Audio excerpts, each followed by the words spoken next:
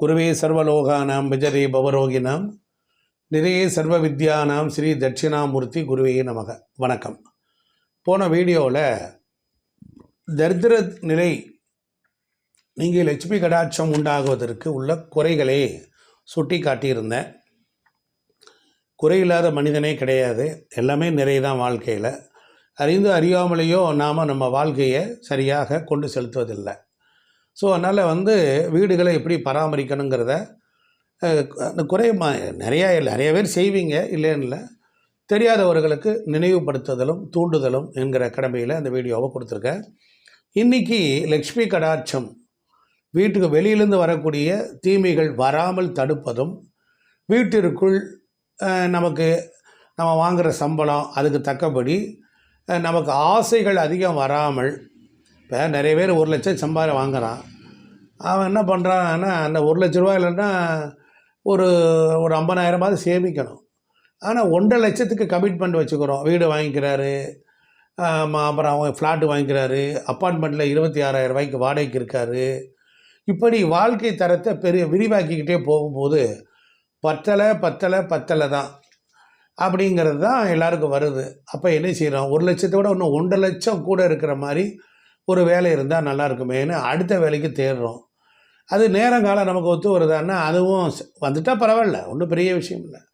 ஆனால் நம்ம இது யோசிக்காமல் கொள்ளாமல் இந்த வேலையை விட்டு போட்டு அடுத்த வேலைக்கு போய் கடைசியில் அந்த 1 லட்சத்தையும் இழந்து கமிட்மெண்ட் மூலமாக இஎம்ஐ கட்ட முடியாமல் சிரமப்பட்டு கடைசியில் ஏச்சும் பேச்சு குடும்பத்துக்குள்ளார பொம்பளை என்ன செய்வா, நிறைய வருமானத்தை கொண்டு வந்தால் தான் புருஷனுக்கு மரியாதை. அப்போ வருமானம் போச்சு, வேலை போச்சு, இதுக்கிடையில் ஆம்பளைங்க கெட்ட வாசத்துக்குள்ளே போய் இதில் பணம் போட்டால் 2 மடங்கு வரும், 4 மடங்கு வரும் அப்படின்னு சொல்லி தானும் கெட்டு எவனாவது ஃபாரின் கம்பெனிக்காரன்ட்ட கொடுத்து ஏமாந்து போகிறது. அப்போ நமக்கு விழிப்புணர்வு இல்லை. அப்போ இந்த மாதிரி வீடியோ கூட நீங்கள் பார்க்கும்போது ஒரு விழிப்புணர்வு கிடைக்கும். இது அசிரியர் மாதிரி உங்களுக்கு இறைவன் யார் ரூபத்திலேயாவது இது மாதிரி பேசுவார். சரி, நான் பாயிண்ட்டுக்கு வர்றேன். இப்போ வீடுகளில் பொறுத்தளவில் பழைய தோரணங்களை இருந்தால் தூக்கி போட்டுறணும். ஒரு அமாவாசை பௌர்ணமி அன்னைக்கு அப்படி வச்சுக்கோங்க, வீடு வாசலை கழுவி பெருக்கிடணும். சுத்தப்படுத்தி தலைவாசல் படிக்கட்டில் எதிர்க்கக்கூடாது. வீட்டில் மாடி படிக்கட்டுக்கட்டில் குப்பை கூடைகள் எல்லாம் இருக்கக்கூடாது. தேவையில்லாத பொருளை அங்கே தான் வாங்கி வச்சுருப்பாங்க. வாழ்க்கையில் முன்னேறுவதற்குரிய பகுதி எது என்றால் படிக்கட்டு. உங்கள் வீட்டின் வாசல் படிக்கட்டிலும் காயம் இருக்கக்கூடாது, உடையக்கூடாது. ஒன்று. இப்போ படிக்கட்டு பளிச்சுன்னு இருக்கணும். அதுக்கு செம்மண் பட்டை போட்டு கோலம் போடணும். பசுஞ்சாணத்தை வச்சு நீங்கள் விளக்கேற்றணும். அதெல்லாம் பண்பாடு. இப்போ அப்பார்ட்மெண்ட்டில் கிடைக்காது, அதை பற்றி கவலை இல்லை. அப்போ நீங்கள் என்ன பண்ணலாம் அப்படின்னு கேட்டிங்கன்னா, தலைவாசல் 2 பக்கம் மஞ்சள்லாம் தடவி கூடுமான அளவுக்கு இந்த செருப்பு குவியல் இருக்குது பாருங்க, தாறுமாறாக கிடக்குது வாசலில். ஸோ அதனால் சுகமாக வாழணும், பணக்காரனாக இருக்கணும், 1க்கு 3 கார் போர்ட்டிகோவில் நிற்கணும், அப்பார்ட்மெண்ட்டில் நிற்கணும், ஓஹோன்னு இருக்கணும், 3000 ரூபா சட்டை 4000 ரூபா சட்டை தான் போடணும், சாப்பிட்றதுக்கு ஒரு சாப்பாடு மதியான மீல்ஸ் 260 ரூபாய்க்கு சாப்பிடணும், லக்ஸுரியாக லைஃப்பை என்ஜாய் பண்ணணும். ஆனால் அந்த ஒத்த ஆம்பளை சம்பாரித்து கஷ்டப்பட்டுக்கிட்டு இருக்கோம். அவங்களுக்கு சப்போர்ட்டிங் எனர்ஜியாக இருக்கக்கூடியது வீடு. வீட்டுக்கு ஆளக்கூடியவங்க பெண்கள். அப்போ பெண்கள் வீடு தான் அவங்களுக்கு கேந்திரம். வெளியில் 1000 பிரச்சனை இருந்தாலும் வீட்டுக்குள்ளே வந்தால் நல்ல சுகமாக இருக்கணும். அப்போ வீடு எவ்வளோ முக்கியமாக இருக்குங்கிறத தான் நான் இந்த இடத்துல சொல்கிறேன். வீட்டில் வாசப்படியில் 2 பக்கம் நுழைஞ்ச உடனே இடதுகை பக்கம் நல்ல கொஞ்சம் மஞ்சள் தண்ணியில் இது பண்ணி அதில் ஒரு மண் விளக்க வச்சு அது மேலே நவதானியத்தை வச்சு அதன் மேலே இந்த உப்புக்கல் குவியலை மாதிரி வச்சு அதற்கு மேலே அதில் மஞ்சத்தூள் வச்சு குங்குமம் வச்சு ஒரு புது அகல் விளக்கு. இப்போ கடையில் அகல் விளக்கு வைக்கிறாங்க, கோயில் வாசலையெல்லாம் மண் விளக்கு. அதை வாங்கிட்டு அப்படியே எண்ணெய் ஊற்றுறாங்க. அதை வாங்கி ஒரு நாள் ஃபுல்லாக தண்ணியில் ஊற போட்டு மஞ்சத்தூள், பன்னீர், ஜவ்வாது ஏன்னா இது மாதிரி பண்ணிவிட்டு 2 திரி எடுத்து திரிக்கணும். நாம் திரிக்கணும். திரித்த திரியை வாங்குவதை விட நாமே பஞ்சை எடுத்து நம்ம நல்ல தெய்வீக மந்திரத்தை சொல்லி நல்லா உருட்டணும். கஸ்தூரி மஞ்சளில் அந்த பன்னீரில் குழைச்சி அந்த திரியை காய வைக்கணும். காய வச்சு அந்த திரியை வச்சதுக்கப்புறம் எடுத்து வச்சு நல்ல எண்ணெய் இருந்தால் போதும். அதில் ஒரு விரலி மஞ்சள், அதில் ஒரு பித்தளை காசு, தாமரை வடிவ காசு, அதை உள்ளே போட்டு அதுக்கு மேலே என்ன பண்ணணும் அப்படின்னு கேட்டிங்கன்னா விளக்கு ஏற்றணும். விளக்கு ஏற்றிட்டீங்க அப்படின்னா அதிலிருந்து வெளிப்படுகின்ற பேராற்றல், அதுக்கு ஒன்றும் மந்திரம்லாம் சொல்ல வேண்டாம். அதை எடுத்து அதை பண்ணிட்டீங்கன்னா வெளியிலேருந்து யாராவது உள்ளே வர்றாங்கன்னா 10 அடிக்குள்ளோரையே அவங்களுடைய நெகட்டிவை நிறுத்திடும். இதை பார்த்த மாத்திரத்தில் ஒரு இப்போ ஒரு பார்பர் ஷாப் முடி வெட்டிட்டு போயிட்டு வந்தவன், வீட்டுக்கு ப்ரெகன்ஸ் விளக்கானவங்க, இது அகால மரணம் அடைஞ்சவங்க, அப்பா இறந்து ஒரு மாதம் கூட இல்லாதவங்க, இப்படி யாராவது நண்பர்கள் ரீதியாக கூட பார்க்க வரலாம். எல்லோரும் இப்போ யார் வீட்டுக்குள்ளேயும் சடக்குன்னு நுழைஞ்சிடுறாங்க, புரியுதுங்களா? அதனால் தீட்டுக்கள் உள்ளவங்க, குற்றம் உள்ளவங்க அந்த வீட்டுக்குள்ளே உள்ளே வர்றதுக்கு பயப்படுவாங்க, கூப்பிடுவாங்க, இங்கே வாங்க ஒரு விஷயம் சொல்லிட்டு போகிறேன், இல்லை உள்ளே வாங்க, இல்லை இப்போ யாராவது ரொம்ப கம்பல் பண்ணி உங்கள் வீட்டுக்குள்ளே நான் வரல கொஞ்சம் சொல்கிறேன் அப்படின்னா நீங்கள் ரொம்ப அப்போ தான் உங்கள் வீட்டெல்லாம் காட்டணும், உங்கள் இதெல்லாத்தையும் பார்க்கணும் வைக்கணும். அவங்கள ஒருவேளை அவங்க மேலே அளவுக்கு அதிகமான அன்புனால வராத வந்திருக்காருன்னு உள்ளே வாங்க சும்மா வாங்க, அதெல்லாம் நீங்கள் பார்க்காதீங்க வாங்க அப்போ தான் தரித்திரத்தை விலைக்கு வாங்குறதுன்னு அர்த்தம். அவனே உணர்ந்து அந்த தெய்வ சக்தி அவனை வெளியே நிறுத்துது. நீங்கள் வெளியே போய் அவன்கிட்ட போய் கேட்டுட்டு என்ன வரும் எது வரான், சரி பேப்பர் கொடுக்குறியா, இது கொடுக்குறியா, தகவல் சொல்கிறியா, சரிட்டு வாங்கிட்டு சரி நன்றி வாங்க இன்னொரு நாளைக்கு வாங்க அப்படின்னா வர அவசியம் வரேன், இன்றைக்கி கொஞ்சம் சூழ்நிலை சரியில்லைம்பான், ரொம்ப அழுத்தலாம் சொல்லுவான், நல்ல உத்தமே நல்ல பண்பாக வளர்ந்தவன்னு சொல்லுவான். சில பேருக்கு சில வீட்டினுடைய முன்பக்கத்தில் போய் இன்னொன்று அறிகுறியை பார்த்த உடனே சொல்லிடுவான், இல்லை இன்னொரு நாளைக்கு வரேப்பா அப்படின்ட்டுருவான். புரியுதுங்களா? யார் யார் என்ன பண்ணியிருக்கான்னு எல்லாத்தையுமா உங்களுக்கு புளி போட்டு விளக்க முடியுமா? முடியாது.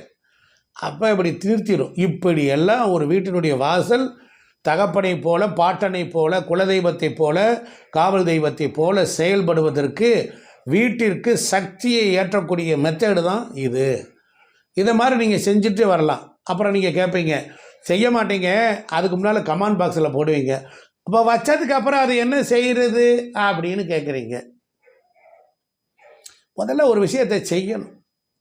நம்ம தான் தரையிலேயே உட்கார்றது இல்லையே, சேரோடு உட்காடுறோம், ஜோபாவோடு சரி. என்றைக்கு தரையில் உட்காந்துருக்குறோம், என்றைக்கு குத்த வச்சு உட்காந்துருக்குறோம்? உட்காந்து ஒரு வேலையை செய்யணும், பொருளை சேகரிக்கணும், சேகரித்து வந்து அதை செய்யணும். நீங்கள் இறைவனை நோக்கி ஒரு அடி எடுத்து வச்சிங்கன்னா 10 அடி அவர் உங்களை நோக்கி வருவார். அப்போ ஒரு வாசல் காலில் உப்பு மலை மாதிரி குமிக்கணும், வாசலில் இடது பக்கம் வைக்கணும், அதுக்குள்ளே அந்த எண்ணெய்க்குள்ளே கிராம்பு போடணும், கஸ்தூரி மஞ்சள், குங்குமம், அகல் தீபம் அப்படின்னு சொல்லி இந்த 2 திரி இப்படி வர சொல்லியிருக்கிறேன். நீங்கள் 1க்கு 2 தடவை போட்டு கேட்பீங்களா? உடனே ஃபோன் போடுவீங்க, சாமி அதை கொஞ்சம் எனக்கு சொல்லுங்கள் அப்படிம்பீங்க. அப்போ ஃபோன் போட்ட உடனே ஒரு விஷயத்தை கேட்கணும்னு நினைக்கிறாங்க. எதிர்முனையில் இருக்கிறவர் என்ன நிலையில் இருப்பார் சிந்திக்கணும் இல்லையா? என்கிட்டலாம் வேலைக்கு ஆள் கிடையாது. சில நேரங்களில் எல்லா ஃபோன் நான் தான் அட்டன் பண்ணுறேன். யூடியூப்பில் வரக்கூடிய இந்த மாதிரி நீங்கள் யார்ட்டையா டைரெக்டாக பேசிடுவீங்களா? யாரும் பேசாத காரணம் என்ன? குண்டக்க மண்டக்க கேள்வி கேட்குறது, அவனை காயப்படுத்துறது, அவனை வெறுப்பேற்றுறது. அப்போ என்ன இருப்பாங்க? அப்போ யூடியூப்பில் பேசுகிறவன்லாம் 50 பேர் இருந்தாலும் வாயில் தான் நான் யூடியூப்பில் தான் நல்லா பேசுவான், ஃபோனில் போட்டால் பேச மாட்டான் அப்படின்னு சொல்கிறது. நீங்கள் ஒரு நாளைக்கு 200 ஃபோன் அட்டன் பண்ணி பாருங்கள். யாராவது ஒருவர் அவங்களுக்கு நான் சர்வீஸ் பண்ணணுங்கிற பொதுநல நோக்கத்தோடு, சமுதாய சிந்தனையோடு, இறை அருளோடு, தர்மத்தோடு நான் ஃபோனை எடுக்கிறேன். ஃபோன் கேட்டதே கேட்பாங்க, உப்பு சப்பு இல்லாத கேட்பாங்க. எங்கள் வீட்டில் நாய் தொலைஞ்சு போச்சு, அதை சொல்ல முடியுமான்னு கேட்குறாங்க. அப்போ எவ்வளவு போராட்டம் இருக்குது. நான் என்ன சொல்கிறேன், உடனே சொல்லுவாங்க, அப்படி சொல்ல முடியல, நீ எதுக்கு நீ எங்களுக்கெல்லாம் சொல்கிற அப்படிம்பாங்க. ஏங்க, பணம் கட்டி கேட்குறவங்க எத்தனையோ பேர் இருந்தாங்க. இப்போ வசதி இல்லாத ஏழை எளியவர்கள் இருக்காங்க.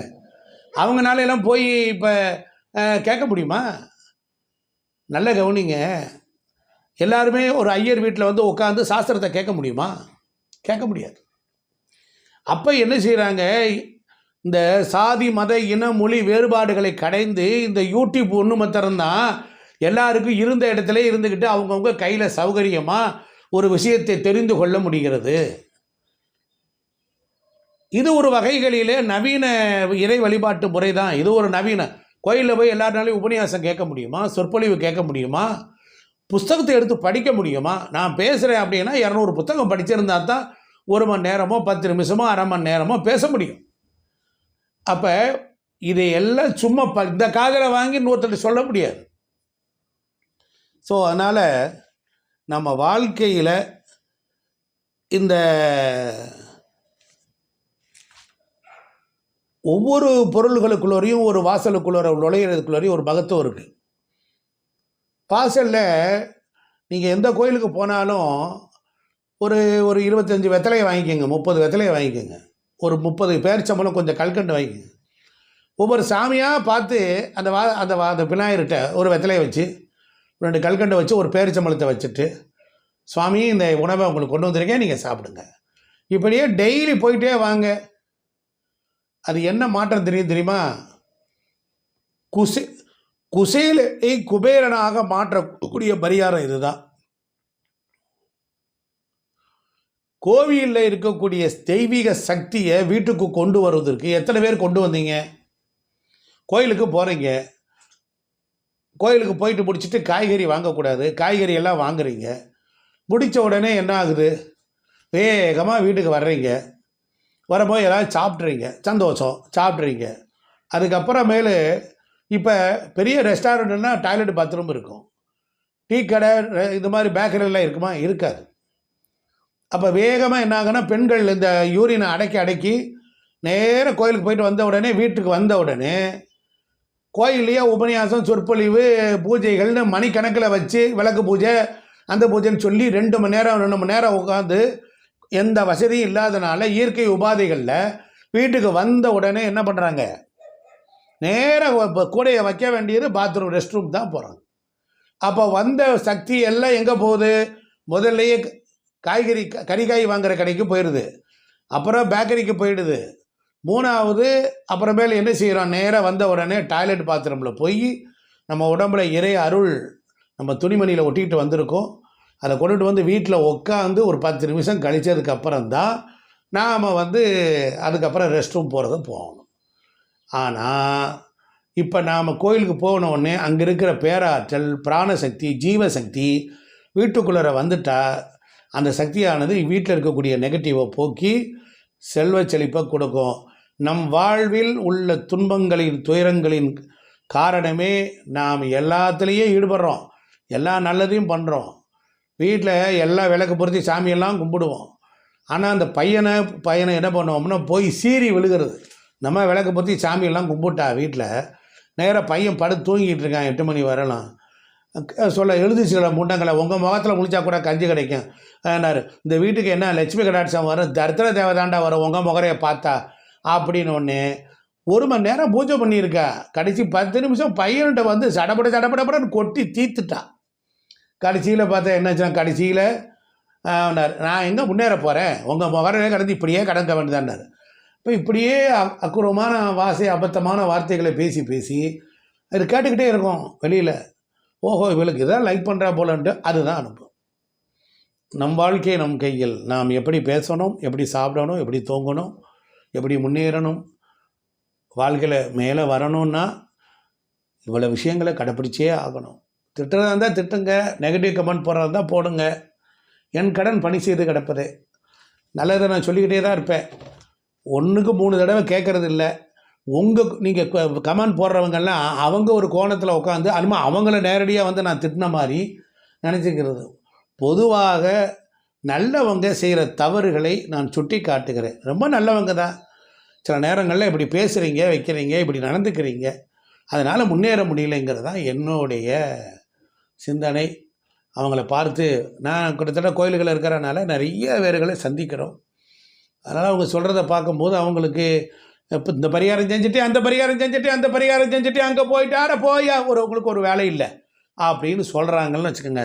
அவங்க வீடியோ இப்படி இருந்தால், நான் முதல்ல ஒரு வீடியோ போட்டிருக்கேன், அந்த வீடியோவும் பார்த்துட்டு இந்த வீடியோவும் பாருங்கள். எங்கே பார்க்க போகிறீங்க? ஆமாம், அதனால் இந்த கல்லை வச்சா உங்களுக்கு பணம் வந்துடும், இதை வச்சா கொடி வந்துடும் அப்படின்னா தான் நீங்கள் பார்ப்பீங்க.